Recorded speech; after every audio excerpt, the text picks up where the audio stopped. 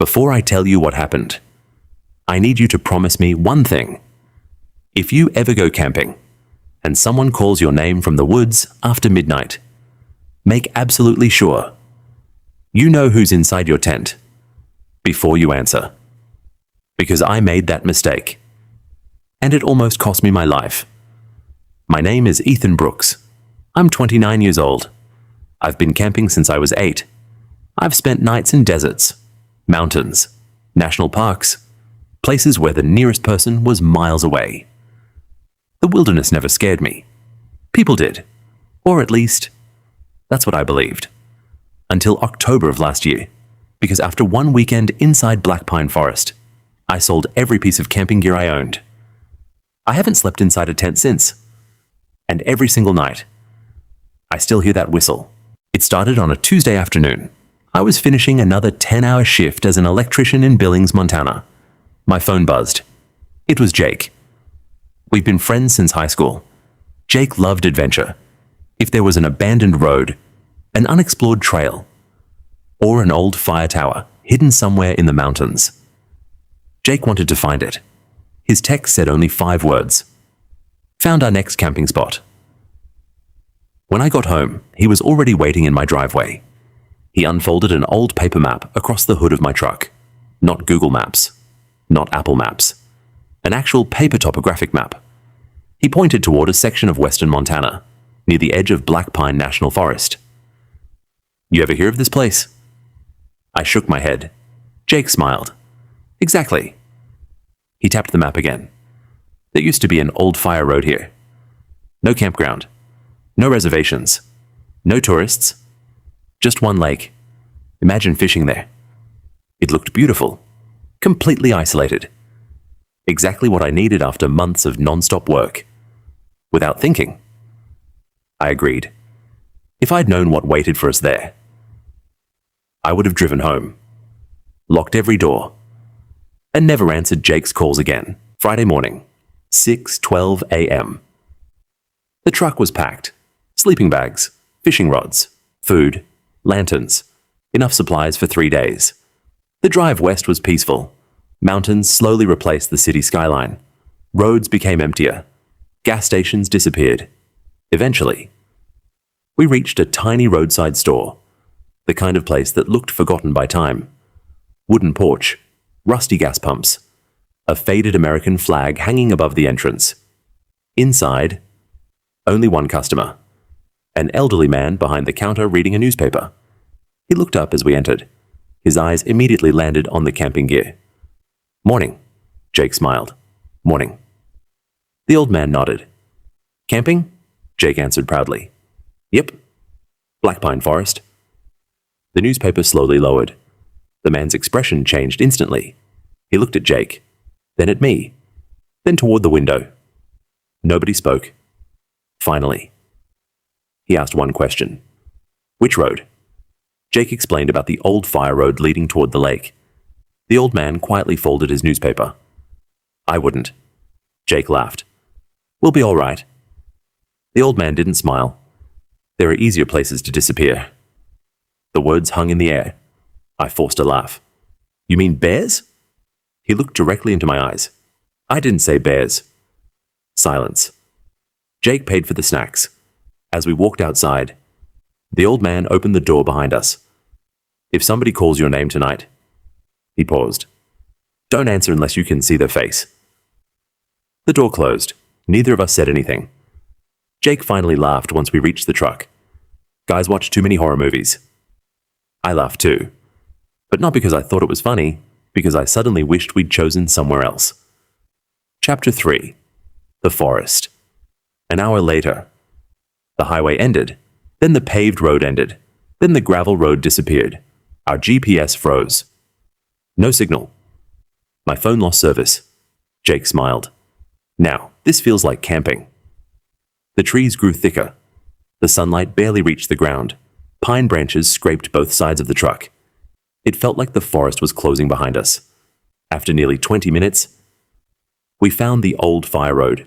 No sign, no gate, nothing. Just 2 faded tire tracks disappearing into darkness. Jake shifted into 4-wheel drive.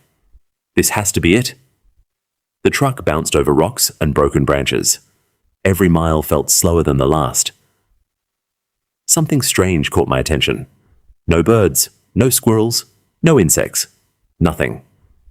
I've spent enough time outdoors to know forests are never completely silent. Never.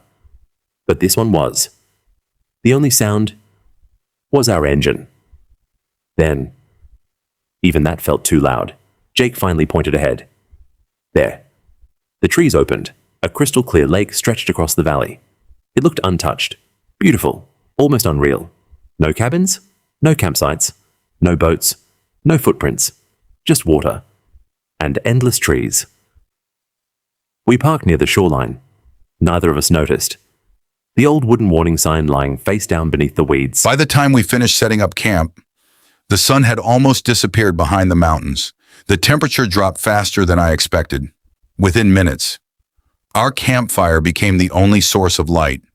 Everything beyond that orange glow was swallowed by darkness. Jake opened a cooler and tossed me a bottle of water. Not bad, huh? I nodded. This place is beautiful. It feels untouched. Jake smiled. That's exactly why I picked it. For the next hour, everything felt normal. We cooked steaks over the fire, talked about work, about football, about girls we dated years ago. For a while, I completely forgot about the old man at the gas station. Until Jake suddenly stopped talking. He looked toward the lake. You hear that? I listened. What? The water? I frowned. I don't hear anything. Exactly. I looked across the lake. It was perfectly still. Not a single ripple, not a breeze. No frogs, no insects, nothing. The silence wasn't peaceful anymore. It felt wrong. Then, splash. A loud splash echoed from the opposite side of the lake. Not like a fish, not like a branch falling. It sounded heavy, as if something very large had stepped into the water. Jake grabbed his flashlight. The bright beam swept across the shoreline. Nothing. Just black water reflecting the moonlight. Probably a moose, Jake muttered. Maybe, but I wasn't convinced. 10:47 p.m., we added more wood to the fire. The flames crackled loudly, too loudly, because everything else was completely silent. Then, 3 slow knocks echoed through the forest. Knock, knock, knock. Jake looked up. What was that? I stared into the darkness. It sounded close.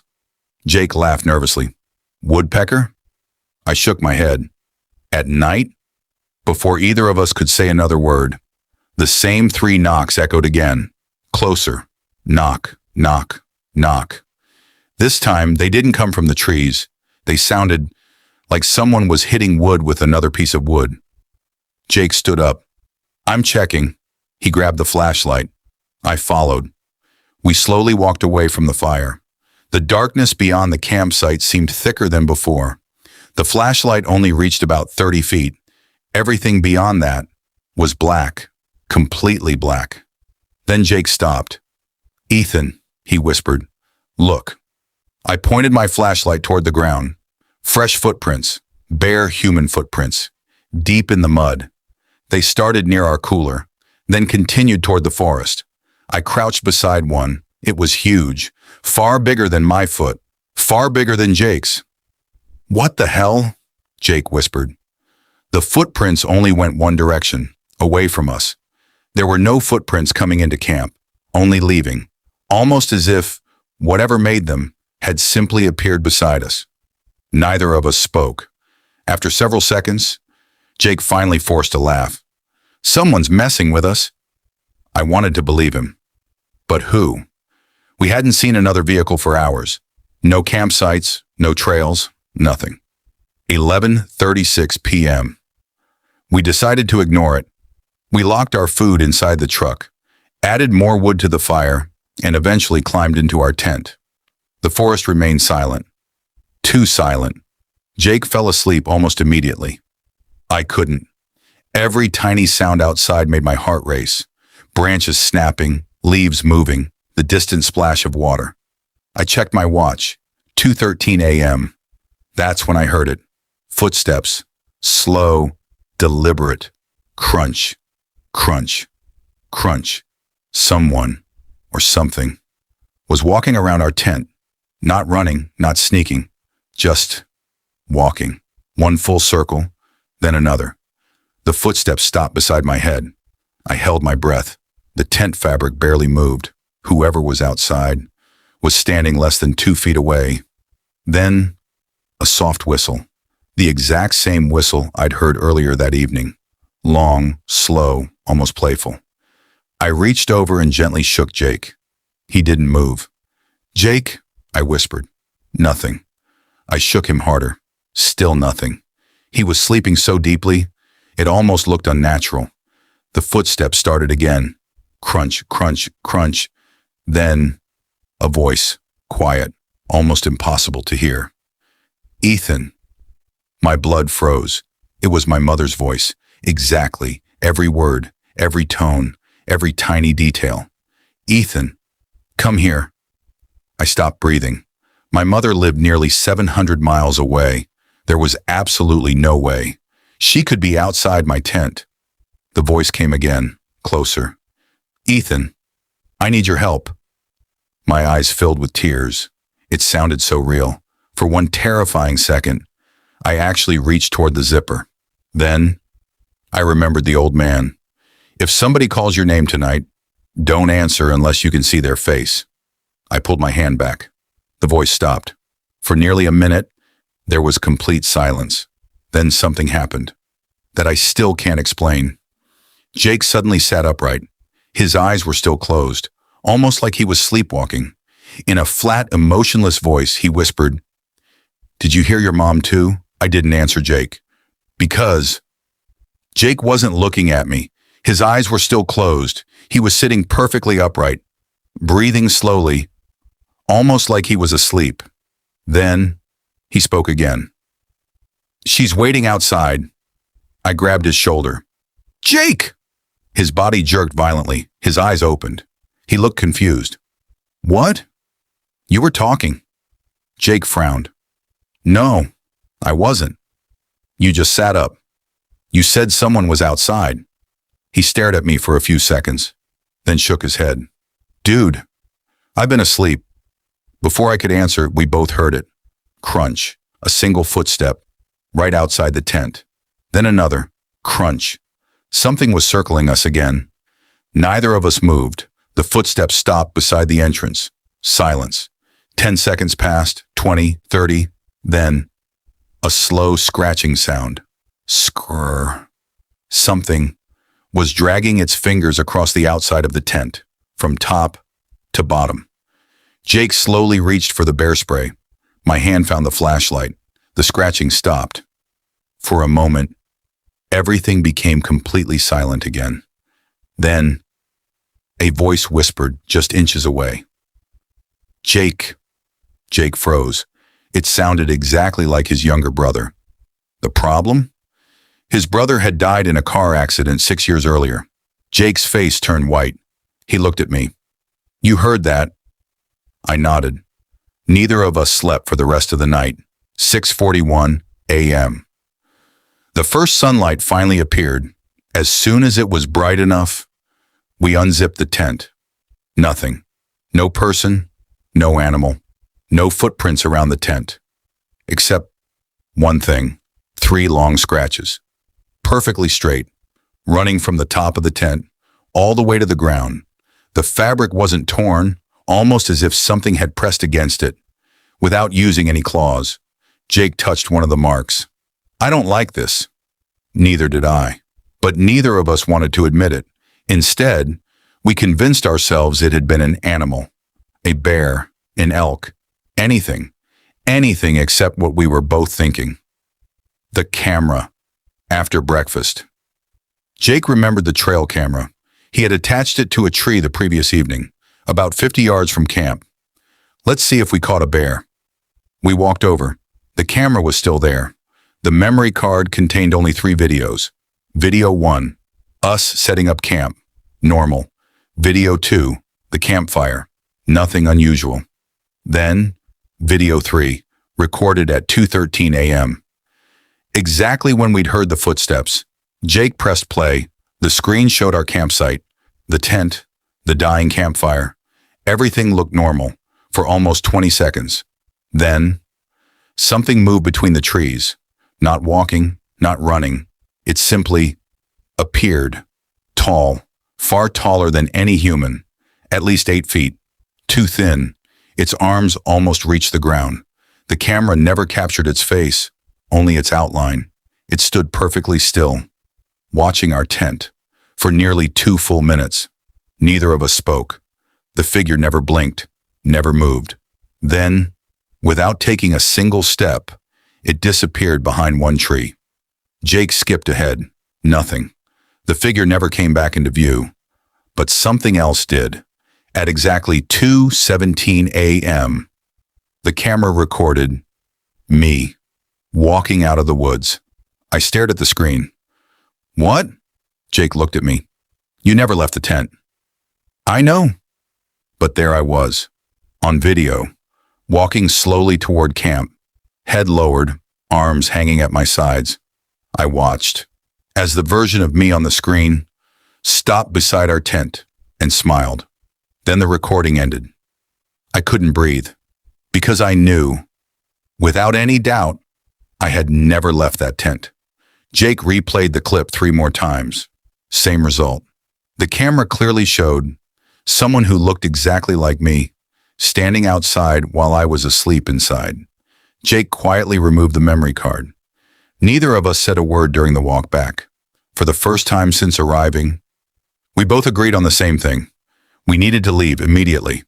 But when we reached the truck, the driver's side tire was flat, not punctured, not slashed, completely shredded, as if something had twisted the rubber apart with its bare hands.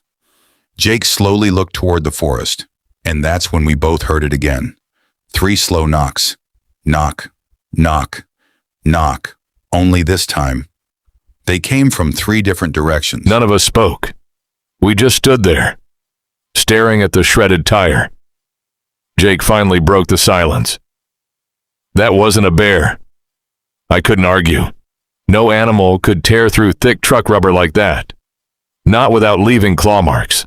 There weren't any. Just twisted strips of rubber. As if someone had slowly peeled the tire apart. Jake checked the spare. Flat. Every bit of air was gone. Neither of us had touched it since leaving home. Someone, or something, had made sure we weren't driving anywhere. 11:08 a.m. We decided to hike back toward the old fire road. Maybe another camper would pass. Maybe we could find cell service. Anything. I grabbed my backpack. Jake picked up the shotgun he'd packed for emergencies. The forest felt different now. Every step echoed. The silence seemed heavier, as though the trees themselves were listening. We walked for almost 40 minutes, but something wasn't right. The road never appeared. Instead, we somehow ended up back at the lake. Jake stopped walking. No, we've been heading north. I checked my compass. The needle spun wildly, then settled, then spun again. I've never seen a compass do that before. Jake looked nervous. We're walking in circles. We tried again. Different direction. Same result. An hour later, we were standing beside the lake again. The same dead tree. The same broken canoe. The same pile of stones. It was impossible. The cabin around 2 in the afternoon. Jake noticed smoke. Very thin. Barely visible between the trees. Someone's out there. We ran toward it. For the first time all day, hope returned. After nearly 15 minutes, the trees opened. An old wooden ranger cabin stood alone. Its roof had partially collapsed. Windows were broken. The porch sagged under its own weight. It looked abandoned for decades. Yet, smoke drifted from a rusted chimney. Jake whispered, "Hello?" No answer. We climbed the porch steps. The front door was slightly open. It creaked as Jake pushed it. Inside, everything was covered in dust. Old maps, broken furniture, a rusted wood stove. No fire, no warm ashes, nothing that could explain the smoke. Then I noticed something lying on the desk. A leather notebook. Its pages had turned yellow with age. Across the front, someone had written one word: Ranger. The journal. Jake opened the first page. The handwriting was messy, like someone had been writing in a hurry. The first few entries were normal: weather reports, wildlife sightings, trail maintenance. Then, the writing changed. October 3rd. Something keeps walking around the cabin after dark. Never seen it. Only hear it. 3 knocks every night. October 6th. The voices started. They sound exactly like my wife. She's been dead for 11 years. October 9th. Whatever lives here knows my memories. Jake slowly turned another page. My stomach dropped. Every word was written in capital letters. If you see yourself, do not follow it. It is not you. Silence filled the cabin. Jake looked at me. Neither of us wanted to mention the trail camera. The notebook continued. October 12th, I shot it. The bullets passed straight through. It smiled. October 15th. It never enters during daylight, but it wants me to invite it inside. It keeps asking. Using my own voice. The final page was almost unreadable. Only one sentence remained clear. It doesn't hunt people. It hunts loneliness. Jake slowly closed the journal. Neither of us laughed anymore. This wasn't some old ghost story. Whoever wrote these pages had experienced the exact same things we had. The voices, the footsteps, the 3 knocks, the thing that looked human, the basement door. Just as we prepared to leave, a loud thump echoed beneath our feet. Both of us froze. Another thump. From under the cabin, Jake slowly looked toward the corner of the room. A wooden trapdoor, half hidden beneath an old rug. Another sound. This time, it wasn't a thump. It was a voice. Very weak. Almost impossible to hear. Help! Jake's eyes widened. Did you hear that? I nodded. The voice came again. Please. It sounded like a young woman, crying. Jake stepped toward the trapdoor. I grabbed his arm. What if... Another cry interrupted me. Please don't leave me. Jake looked torn. What if someone's actually down there? Every instinct told me to leave, but another part of me couldn't ignore the possibility that someone needed help. Jake slowly reached for the rusty metal handle. He took a deep breath and pulled. The trapdoor opened with a long, groaning creak. Cold air rushed upward. It smelled of wet earth and something rotten. We shined our flashlights into the darkness. Wooden stairs disappeared into a black basement. The crying had stopped. There was only silence. Jake whispered, I'm going down. Before I could stop him, he placed one foot on the first step. The wood groaned. Then, from the darkness below, a calm voice echoed upward. It wasn't the crying woman anymore. It was my voice, perfectly, exactly. And it said only one sentence. Jake, don't bring him down here. I wish I could tell you what was waiting for us beneath that cabin. I wish I could tell you how we escaped. But there are parts of that night my mind refuses to remember. The only thing I know is that Jake and I ran. We didn't stop. We didn't look back. By sunrise, we somehow found the old highway. A state trooper found us walking along the shoulder of the road, cold, covered in mud, barely able to speak. When they asked us what had happened, we couldn't give them an answer. The search teams went back 3 days later. They found our campsite. They found my truck. They even found the ranger's cabin. But according to the official report, there was no basement beneath it. The trapdoor didn't exist. The trail camera we recovered had only 2 videos left. The one showing the figure and the one showing someone who looked exactly like me had both disappeared. Jake never went camping again. Neither did I. We never spoke about Black Pine Forest after that day. Not because we forgot, but because we made each other a promise. Some stories should stay buried. Even now, if my phone rings at exactly 2:13 a.m., I never answer it, because deep down, I'm still afraid that one day, I'll hear Jake's voice, calling my name from somewhere inside those woods. And if that day ever comes, I pray. I remember the promise we made. Never answer. no matter how familiar the voice sounds, because some things don't live in the forest. They become the forest. If you hear someone call your name in the woods, make sure they're really there. Subscribe for more cinematic horror stories.